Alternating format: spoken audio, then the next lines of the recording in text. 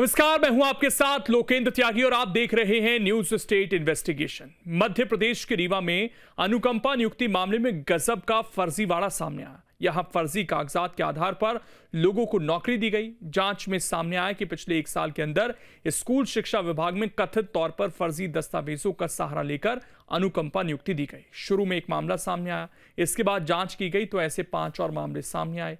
जांच में पाया गया कि जिन आरोपियों ने फर्जी तरीके से अनुकंपा नियुक्ति हासिल की, उनके माँ बाप या तो जिंदा हैं या फिर उन्होंने स्कूल शिक्षा विभाग में कभी नौकरी नहीं की। इसके बाद अधिकारियों के कान खड़े हो गए। तुरंत जिला शिक्षा अधिकारी पर कार्रवाई करते हुए उन्हें निलंबित कर दिया गया।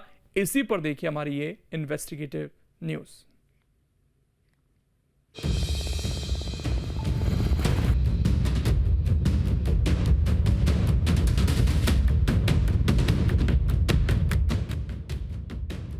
न्यूज स्टेट इन्वेस्टिगेशन में बड़ा खुलासा। शिक्षा विभाग में बड़ा फर्जीवाड़ा। फर्जी दस्तावेजों के सहारे अनुकंपा नौकरी लेने का आरोप। मध्य प्रदेश सरकार लगातार भ्रष्टाचारियों पर कार्रवाई कर रही है, लेकिन वहीं दूसरी ओर एसी कमरों के अंदर बैठे अधिकारी ही सरकार की योजनाओं में पलीता लगाने का काम कर रहे हैं। ताजा मामला रीवा से सामने आया है। यहाँ शिक्षा विभाग में अनुकंपा नियुक्ति में गजब का फर्जीवाड़ा देखने को मिला है। यहाँ फर्जी दस्तावेजों के जरिए पहले तो अनुकंपा नियुक्ति ली गई, उसके बाद कुछ लोगों ने कई महीनों तक नौकरी भी की। जांच में सामने आया कि फर्जी नौकरी लेने के लिए इनमें कुछ लोगों ने अपने जिंदा पिता को मरा हुआ बता दिया। मतलब सरकारी नौकरी लेने के लिए गजब का खेल कर दिया। न्यूज स्टेट की इन्वेस्टिगेशन में पूरे मामले से पर्दा उठाएंगे कि कैसे इन लोगों ने अनुकंपा नियुक्ति ली। लेकिन सबसे पहले बताते हैं कि आखिर ये अनुकंपा नियुक्ति है क्या। अनुकंपा नियुक्ति एक सरकारी कर्मचारी की सेवा के दौरान मृत्यु या चिकित्सा आधार पर सेवानिवृत्ति होने के बाद उसके परिवार के सदस्य को दी जाने वाली नौकरी है।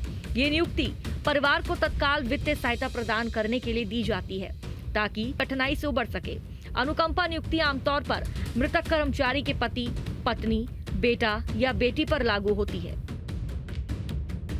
लेकिन रीवा में जो शिक्षा विभाग में अनुकंपा नियुक्ति दी गई है, उसमें इन नियमों की धज्जियां उड़ाई गई। रीवा में पहले एक मामला उजागर हुआ, उसके बाद जांच की गई तो 5 और फर्जी अनुकंपा नियुक्ति के बारे में पता चला।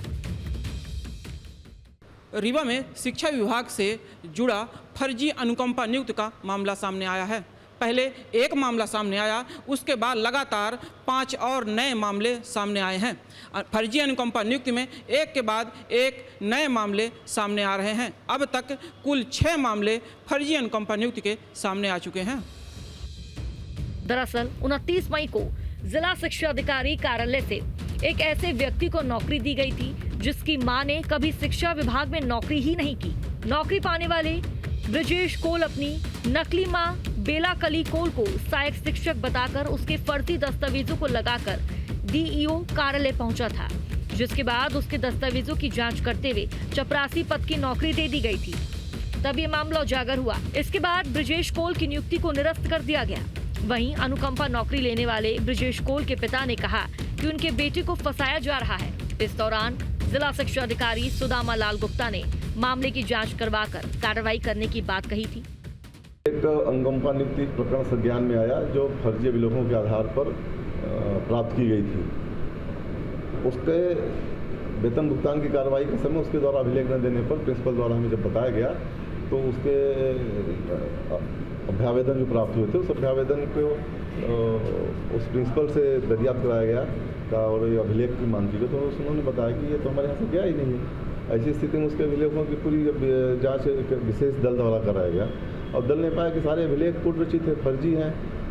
यहाँ तक कि मृत्यु प्रमाण पत्र फर्जी है, पुलिस वेरिफिकेशन फर्जी है, 8 हलफनामा उन्होंने दिया, सब फर्जी है। तो उसके विरुद्ध FIR दर्ज कराई गई और कितने मामले आपने फर्जी पकड़े? उसके बाद इस प्रकरण के आने के बाद हमें लगा कि नहीं एक प्रकरण नहीं हो सकता, और भी प्रकरण हो सकते हैं। ऐसा हमारे मन से ये शंका उठ रही थी।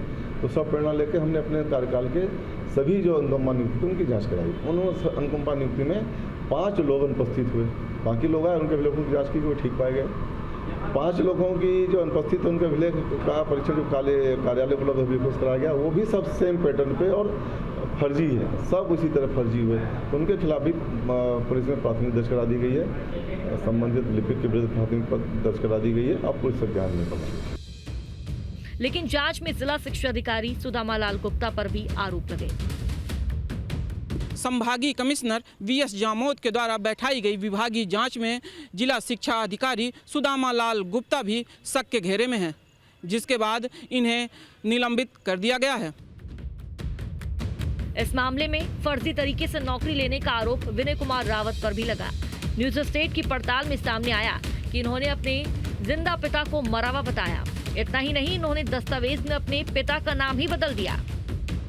अभी हम विनय कुमार रावत के गांव बरौं आए हुए हैं और यहाँ पे उनके परिवारजनों से बात करना चाहे, लेकिन वो किसी प्रकार की बात करने को तैयार नहीं हुए हैं। उनका कहना है कि कोर्ट में केस है तो उसके उपरांत जो कोर्ट निर्णय करेगा वही मान्य होगा। ये विनय कुमार रावत का घर है और यहीं हम लोग आए थे और यहीं उनका परिवार रह रहा है, लेकिन बात करना चाहे तो वो बात करने को तैयार नहीं है। उनका कहना है कि कोर्ट में केस है और जो कोर्ट निर्णय करेगी वो मान्य होगा। न्यूज स्टेट की टीम इनके गांव पहुंची तो दूध का दूध और पानी का पानी हो गया। न्यूज स्टेट की जांच में पता चला कि इनके पिता किसी सरकारी विभाग में नौकरी नहीं करते थे, लेकिन फिर भी उन्हें अनुकंपा नियुक्ति मिल गई।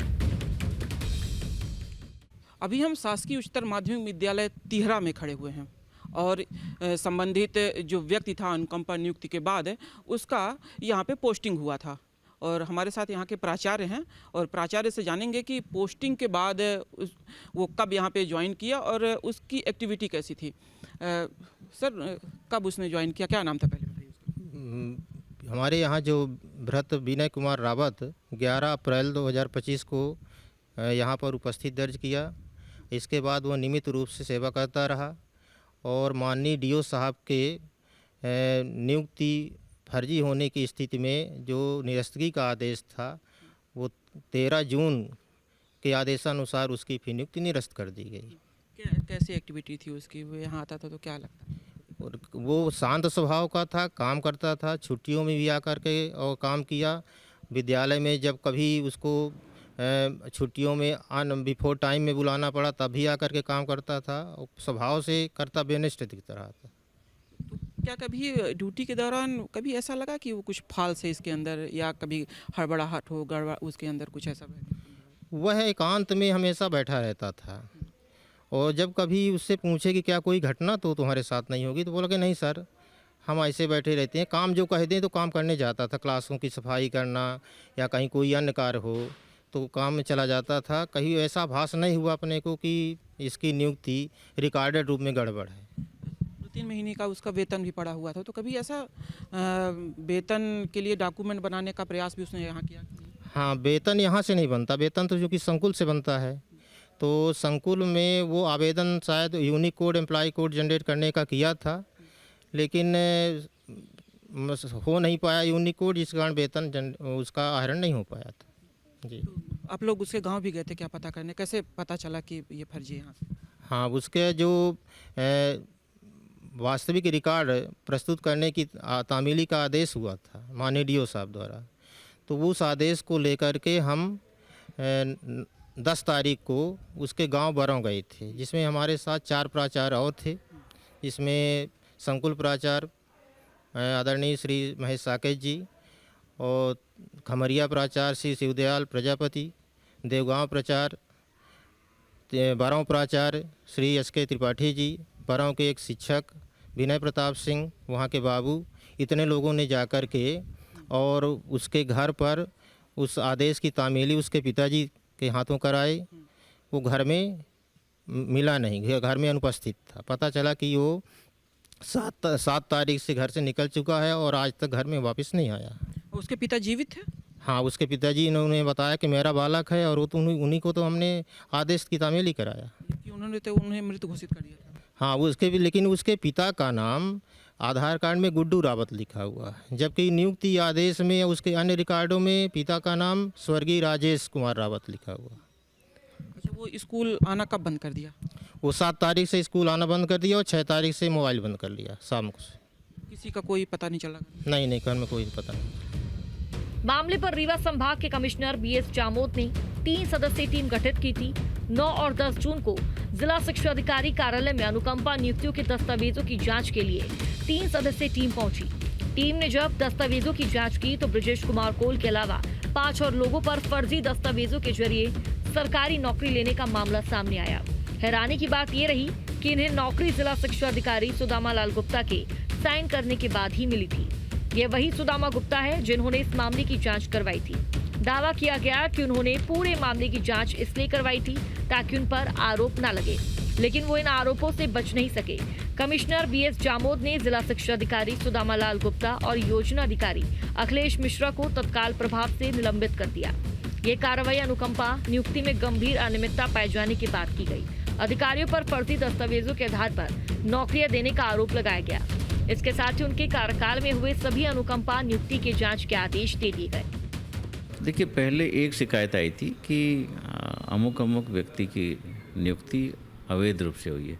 उसकी जांच की तो ये पाया गया कि जिस कर्मचारी के नाम पर उनकी अनुकंपा नियुक्ति हुई थी वो कर्मचारी था ही नहीं। ऐसी स्थिति में हमको ये लगा कि जब ये नियुक्ति फर्जी तौर पे पाई गई तो और भी प्रकरण ऐसे हो सकते हैं। जब हमने पुनः और गहराई से छानबीन की तो 5 और अन्य प्रकरण और निकले हैं। तो इस तरह से 6 अनुकंपा नियुक्ति के प्रकरण फर्जी तौर पे या जिसको पात्रता नहीं थी उन्हें अनुकंपा नियुक्ति दी गई है। तो ये इस तरह के घोटाले पाए गए हैं। तो सबसे पहले तो हमने जो अनुकंपा नियुक्ति थी उनको निरस्त करवाया है। अनुकंपा नियुक्ति करने के साथ ही साथ जो अनुकंपा नियुक्ति जिन्होंने पाई थी गलत जानकारी देने के आधार पर उनके खिलाफ और संबंधित लिपिक जो कि इस पूरे प्रकरण में दोषी पाए गए उन सब के खिलाफ हमने एफआईआर कराई है। साथ ही साथ जिला शिक्षा अधिकारी कार्यालय में कार्यरत वरिष्ठ अधिकारी जिला योजना अधिकारी हैं और जिला शिक्षा अधिकारी, इन दोनों की भी उसमें संलिप्तता पाई जाने पर हमने दोनों अधिकारियों को भी निलंबित कर दिया है। दरअसल पिछले 1 साल में रीवा में 36 अनुकंपा नियुक्ति दी गई थी और जब इन लोगों को दस्तावेजों की जांच के लिए बुलाया गया तो इनमें 10 लोग आए ही नहीं। इसके बाद मामले की जांच की गई, तब जाकर इस पूरे फर्जीवाड़े का पर्दाफाश हुआ। देखिए, अनुकंपा नियुक्ति का प्रावधान ये है, अनुकंपा का मतलब है कृपा। सीधे सीधे मध्य प्रदेश सरकार ऐसे व्यक्तियों को जो शासकीय सेवक होते हैं, शासकीय कर्मचारी होते हैं, वो नियमित होने के बाद उनके न रहने पर या आकस्मिक मृत्यु हो जाने, दुर्घटना मृत्यु हो जाने, किसी कारण से उनकी मृत्यु हो जाने की परिस्थिति पर उनके बच्चों को अनुकंपा नियुक्ति दी जाती है। ये सरकार का प्रावधान है, सरकार की मैनुअल में है कि इस प्रकार के अनुकंपा नियुक्ति का प्रावधान किया जाता है। जो उनके 2-3 बच्चे हैं तो एक बच्चे सभी लोग सहमत दे देते हैं। सहमत के आधार में एक प्रेजेंटेशन आवेदन आता है। यदि कहीं वो संकुल में पदस्थ है या किसी अपने विभाग में पदस्थ है तो पहले अपने सक्षम अधिकारी को आवेदन प्रस्तुत करता है कि मेरे पिताजी की मृत्यु हो गई है, जिसमें इनका PPO नंबर ये है, आधार कार्ड, आवेदन और उसके साथ में मृत्यु प्रमाण पत्र, सजरा, सहमति पत्र और उनके संबंध बारिश वहाँ उपस्थित होते हैं। अब वो PPO नंबर के साथ एक PPO नंबर जारी होता है जो पेंशन प्रकरण होता है। पेंशन प्रकरण बनने के बाद वो आवेदन प्रस्तुत किया जाता है। ये प्रक्रिया है आवेदन देने की। तो जब आप आवेदन देंगे तो सक्षम अधिकारी जहां उसकी पोस्टिंग, जैसे मान लीजिए जिला शिक्षा अधिकारी का विषय है तो जिला शिक्षा कार्यालय में आवेदन नहीं, वो संकुल में आवेदन देगा। जब संकुल में आवेदन देगा तो संकुल के अधिकारी जो होते हैं वो संबंधित विषय का रिकमेंड करके पत्र भेजते हैं।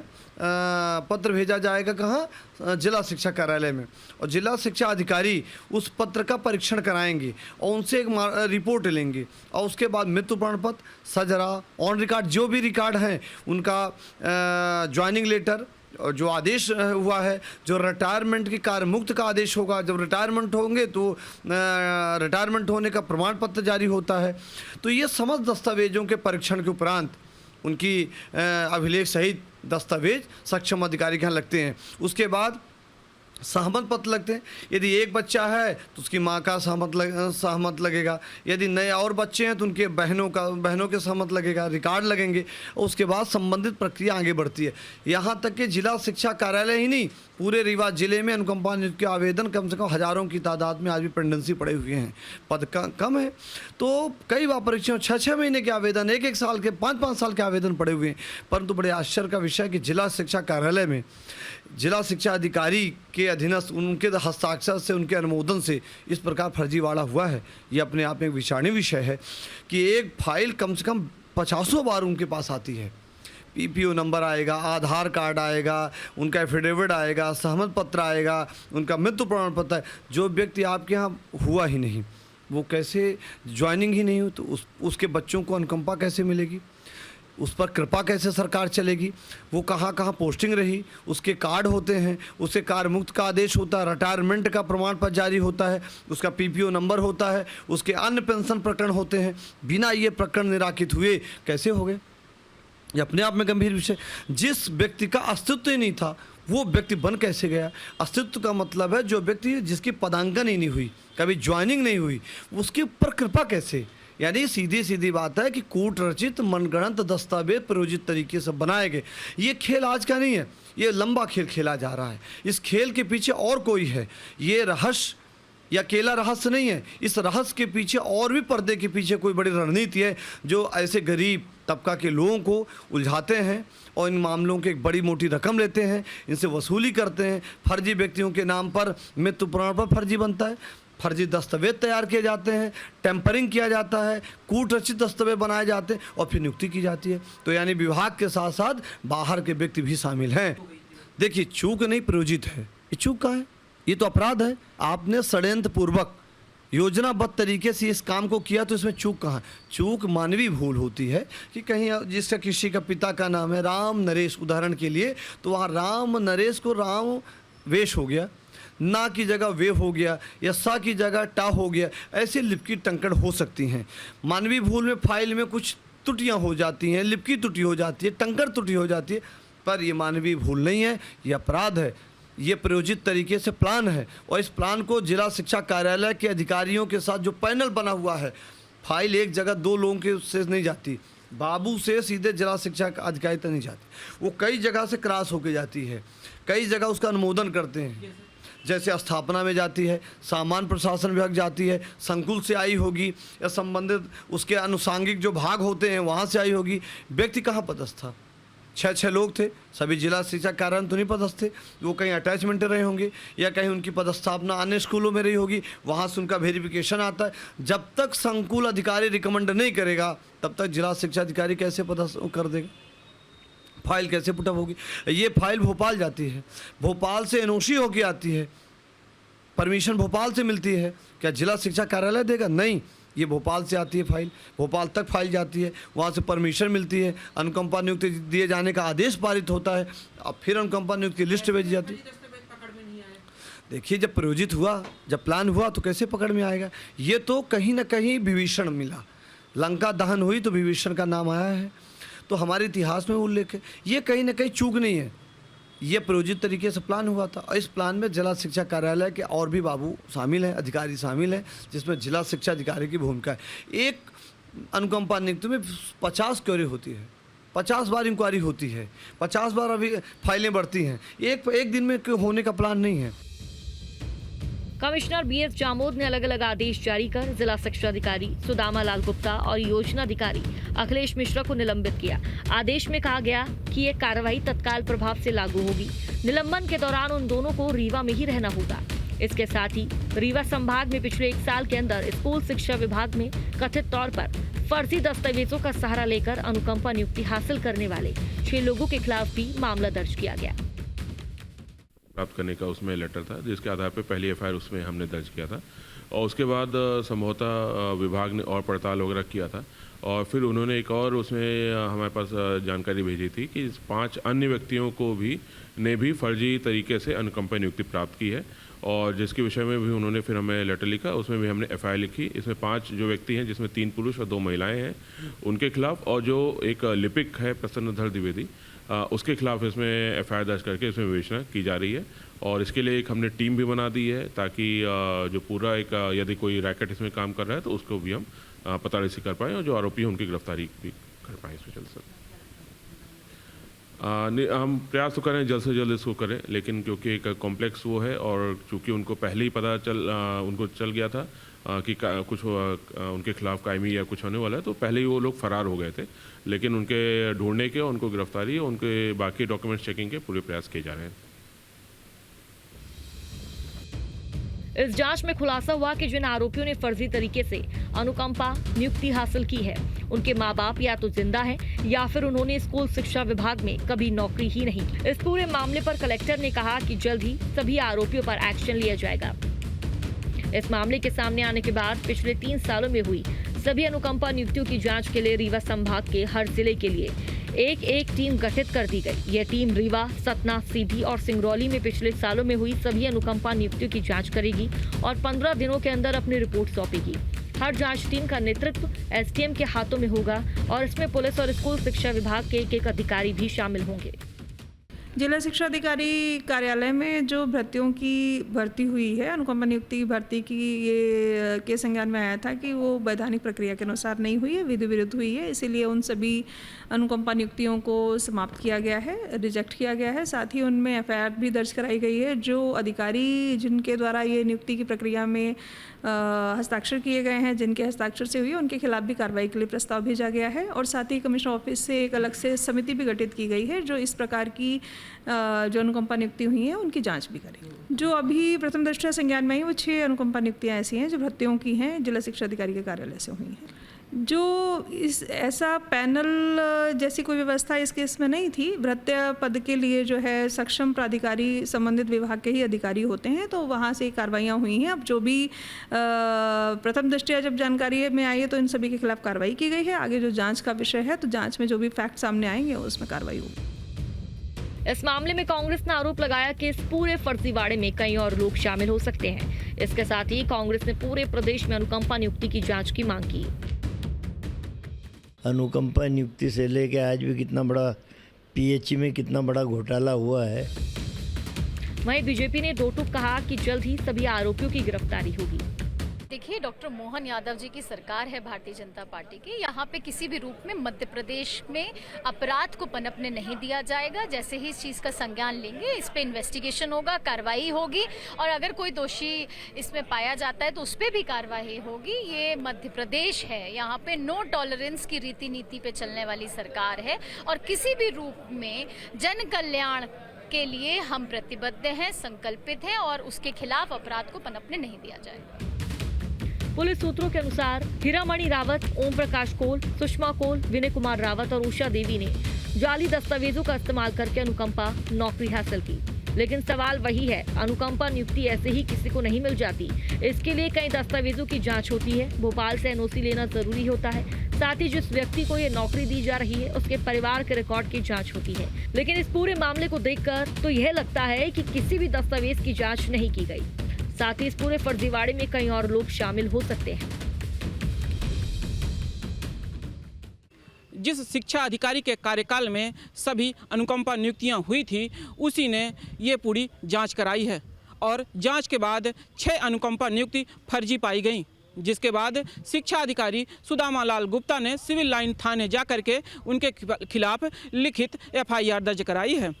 विभाग के लिपिक के ऊपर भी FIR दर्ज हुई हैं। कुल मिलाकर के 7 लोगों के खिलाफ FIR दर्ज हुई हैं, जिसके बाद पुलिस उनकी पड़ताल कर रही है।